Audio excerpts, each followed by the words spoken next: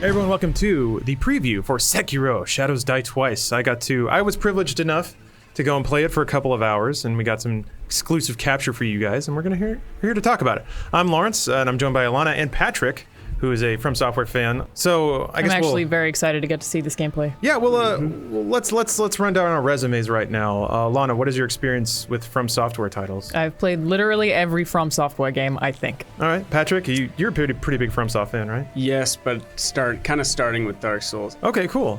So yeah, Sekiro is a game. It's fascinating because it ostensibly looks like a Souls game. It's in this like sort of dilapidated world. There's weird demons you fight. You're just one dude who circle strafes around enemies. But mechanically, it's actually fairly different. Sekiro is all about assassinations. Like, it's about the one-hit kill, and it's this weird mix of stealth and action. So in Dark Souls, the goal is to like hit stuff until it dies. That's every enemy, no matter what. You just have to hit it until it dies. This game is more about you have to stagger them so you can one-shot kill them. And that can happen in a variety of ways. So enemies have a life bar. When the life bar goes down, they don't die. It just makes them more likely to be staggered. And then there's also it's basically the equivalent of poise in Dark Souls, where there's a parry mechanic. So you have a block where you just hold your sword up, and if they hit you while you're blocking you'll be more likely to be broken, to get staggered. But if you parry at the right time, you'll do damage to their like poise meter, their stance meter. And then the goal is to break their stance and then stagger them and do the one-shot kill. And what's really crazy is every enemy has kind of a slightly different mechanic about how that works. It almost reminds me of like Punch-Out, where the various guys that you would fight would have unique mechanics to them, like certain little secrets that if you found them and hit them at the right time, you'd get like a special attack or do extra damage. A lot of enemies in Sekiro are like that, where and bosses especially. In the preview I played, there were some bosses that were like, yeah, dodge the attacks, hit it until it dies. Other ones were like, hit it in the butt. Yeah, basically the traditional. Dodge, roll around, hit it in the ass. No, this one's different. Where like there were bosses where I would fight them and I would hit them, but they would take no damage. I would stagger them and get a super sweet stab, still wouldn't kill them.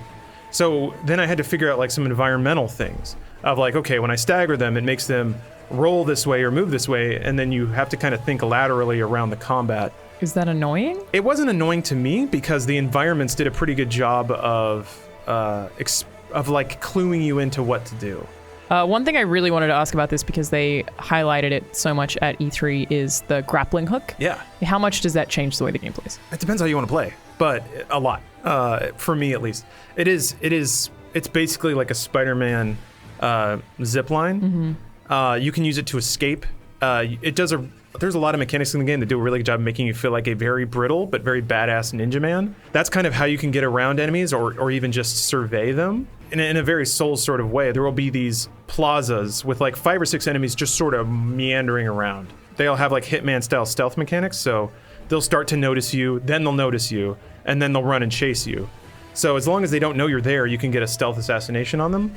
But if you do that on one, then the rest of them will see you. Maybe you just want to go after the strongest one right away, just kill him, do the one shot and get him out of the way, and then deal with all the small guys as they swarm you. It does seem like they give you contained areas with combinations of enemies. They give you this tool set, and they say, okay, you figure out how you want to get through this room. And some of it can just, like in Grand Souls style, you can just run straight through and ignore it all. But they will chase you for a long time. In the way that like Souls feels like a very custom experience because you roll your own character, I feel like Sekiro doesn't really have that breadth of... It's not that customizable, right? It isn't, but at the same time, I feel like the way people play will be very unique. So everyone has the same swords and everyone has the same ninja abilities, but I think some people will just run through and play it like Devil May Cry style, where they just run and try to stab everything in the face. I think other people will be... Other people will be very stealthy about it. Other people will lean heavily on their items, and they're like, you get like ninja stars and these like little firecrackers you can throw out to stun enemies. Yeah, it's I'm really looking forward to not only playing it myself, but seeing how other people play similar bosses or similar sections. And man, it looks so good. And one of the things that kind of makes people probably identify it with Souls is it does have this sort of ruined beauty sort of vibe about it, where everything is sort of dilapidated and shitty, but still really pretty and colorful. It's a little more peaceful to me than Souls, but maybe that's because the most recent one that I played is Dark Souls 1 on Switch, which has aged a fair bit. Oh, yes. This main area that I played through was just kind of like you said, a peaceful Japanese village. Yeah. Yeah, it kind of looks like people have been here like less than 2,000 years ago, whereas all the Souls stuff is like Oh, yeah. so long abandoned. It's like Yeah. a ruined civilization. Yeah. I did find some NPCs that sort of spoke in hushed whispers about things that made no sense.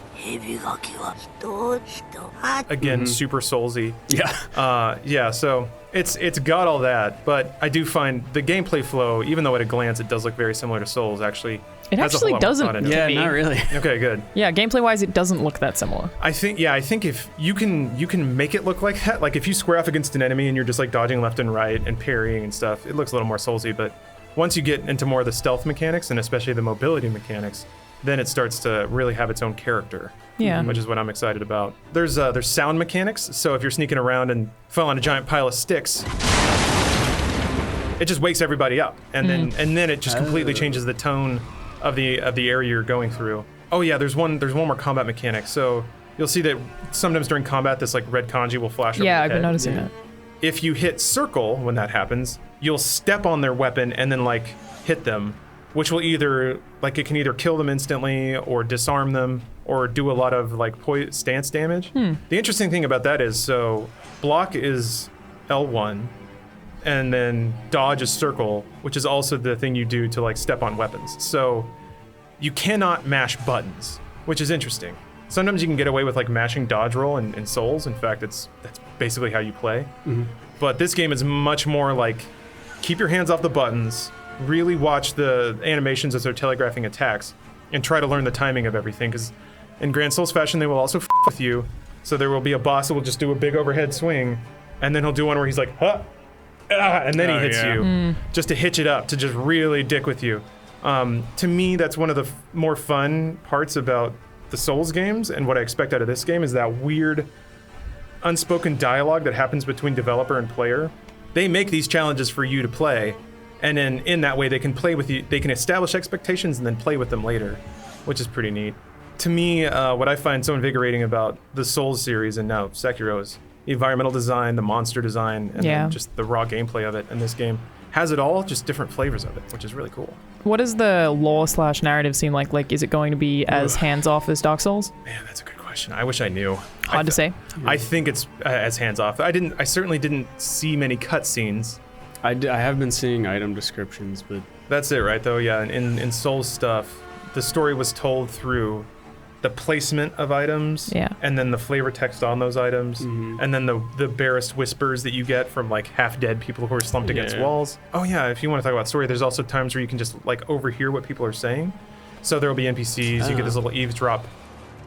Oh, that's thing. cool. Yeah, and again, I think there's all these little things to reinforce that you feel like a ninja, like you're always in the shadows, you perceive everything, and when you want to make yourself known, that's when you strike, and you do it at a time of your choosing. There's one more mechanic I forgot to talk about. There's like a blood mist. So I noticed that. when you stealth kill somebody, you get a prompt to like slice open their neck and spray blood out everywhere. It seems like it functions like a smoke grenade. Yes, it is. Oh, It is cool. something that stuns enemies in the area. If you've ever played stealth games, it can be like the way that they with you in stealth games is by grouping enemies in 2s or 3s. So you stealth kill one and then they just hit you. This game gives you the blood mist so that if you see a group of 3, you jump on one, spray everyone with blood, and then they're stunned. So you have like 2 or 3 seconds to try and take them out too, which does make you feel like a badass. You Yeah, just it looks drop really on cool. someone, rip them in half. And then you can like throw your little ninja firecrackers, it explodes, everybody's like, ah, and then you're just going around stabbing everyone.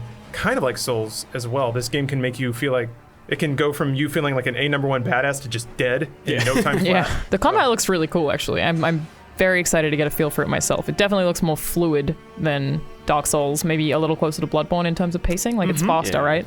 Yeah, it's so that's an excellent comparison. Souls has a really wide breadth of like the kind of characters you can have, the weapons they have and stuff, and I think some of the chunkiness of the animation is a result of that. Bloodborne had fewer. It was like maybe 5 or 6 weapons total. This has one. It's got the sword.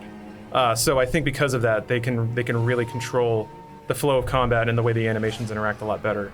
how difficult is parrying? Or like how specific does your timing need to be? It wasn't that bad. Okay. There was a lot of stuff that I could do just on reaction. Like I'd see an enemy swing and then bing. And if you're early, there's very little punishment. If you're late, you get hit. The parry mechanic is a huge risk-reward thing. I feel like there's also a lot of opportunity to just show off your mastery of the game. I feel like the style of being a good Sekiro player will look even more impressive if you're just parrying everything and slapping everything out of the way, and then in 30 seconds you've stabbed him and killed him. So I'm excited to see people on the internet. People who are good at it, yeah. There will be room for people who just want to like run at things and stab their way through it, I guess. But I think there's also going to be a lot of potential for people to express elegant and skilled play. Yeah, I imagine I'll get pretty stealthy with it. I'm excited to try it out. Yeah. It feels so good to like be diligent and just like pick off one enemy at a time. Ooh. And then just wipe out a whole room with like just a bunch of dead bodies on the floor and no one even knew you were there. Sekiro, Shadows Die Twice is the next game from Software. The developers who brought you Demon Souls and Dark Souls and Metal Wolf Chaos and Armored Core and Enchanted Arms and a bunch of weird ass games. It's coming March 22nd to Microsoft Windows, PlayStation 4, and Xbox One. And man, I can't wait to die a lot to the first boss. Thank you, Alon and Patrick, for joining me. And thank you, viewer. We'll see you next time. It mixes everything. I guess together. my question is, because I'm so scatterbrained with the franchise and I don't know where everyone else is, who's Nero?